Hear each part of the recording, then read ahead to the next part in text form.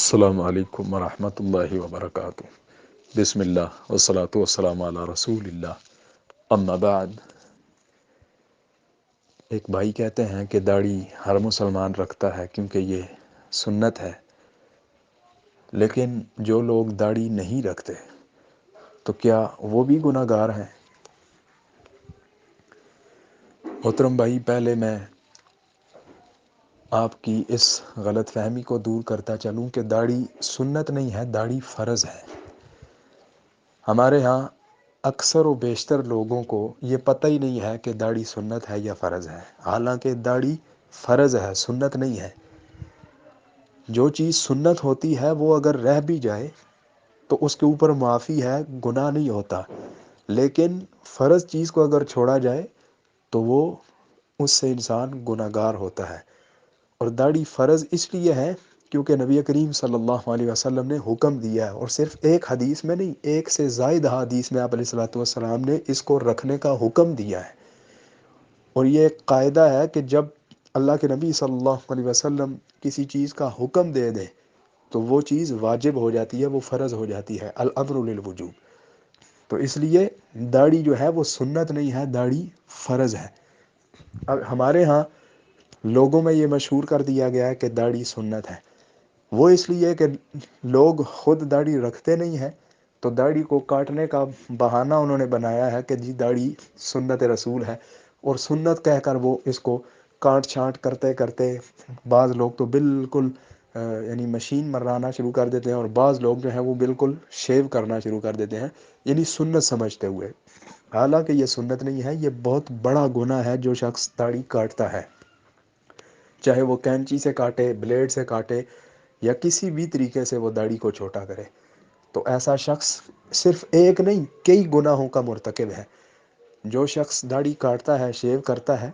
ایک تو یہ کبیرہ گناہ اس لحاظ سے ہے کہ اللہ کے نبی صلی اللہ علیہ وسلم کے حکم کی مخالفت کر رہا ہے، دوسرا یہ کہ یہ مجوسیوں کی علامت ہے، تیسرا یہ کہ یہ خواتین کے ساتھ مشابہت ہے۔ آپ نے دیکھا ہوگا کہ کسی خاتون کے چہرے کے اوپر داڑھی نہیں ہوتی، لیکن مرد کو اللہ رب العزت داڑھی دیتا ہے، اور انسان اللہ رب العزت کے اس حکم کی، اس فطرت سے بغاوت کرتا ہے اور داڑھی کاٹ کاٹ کر پھینک دیتا ہے، نالیوں میں پھینکتا ہے،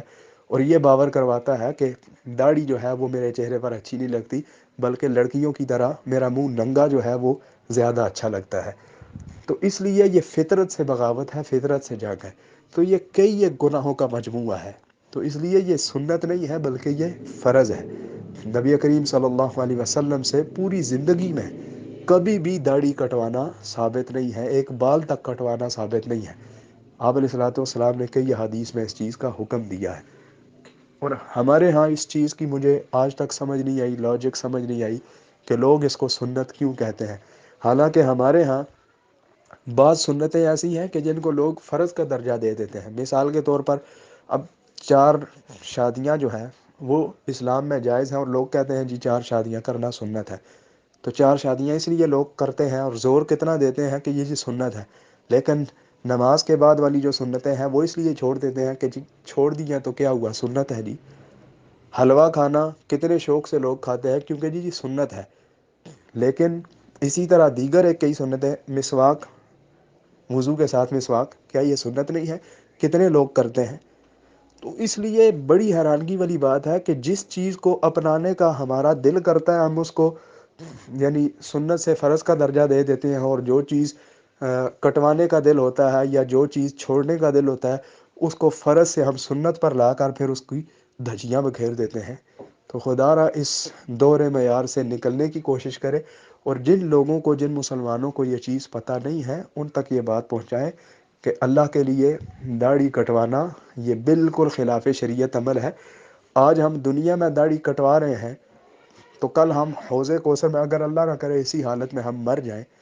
تو حوض کوثر میں جب ہر مسلمان کی خواہش ہے کہ اللہ کے نبی صلی اللہ علیہ وسلم کے ہاتھ مبارک سے وہ جاب پیے، تو حوض کوثر میں وہ آپ علیہ الصلوۃ والسلام کے سامنے کس منہ سے جائے گا جب کہ اس کے چہرے پر داڑھی نہیں ہوگی یا داڑھی کٹی ہوئی ہوگی؟ تو اس لیے ایسا کرنا، اگر کسی مسلمان کو نہیں پتا تو اس کو بتائے، اور جن کو پتہ ہے خدا را وہ نبی کریم صلی اللہ علیہ وسلم کے چہرہ مبارک کی طرح اپنا حلیہ بنائے، اپنا چہرہ بنائے، یہ نہیں ہے کہ ہم یہ بیان سنتے رہیں کرتے رہیں کہ آپ علیہ الصلوۃ والسلام کی داڑھی مبارک گھنی تھی، لمبی تھی، لیکن ہماری داڑھی جو ہے وہ بالکل چھوٹی ہو یا کلین شیو ہو. تو یہ ایک امتی ایسا کام نہیں کرتا،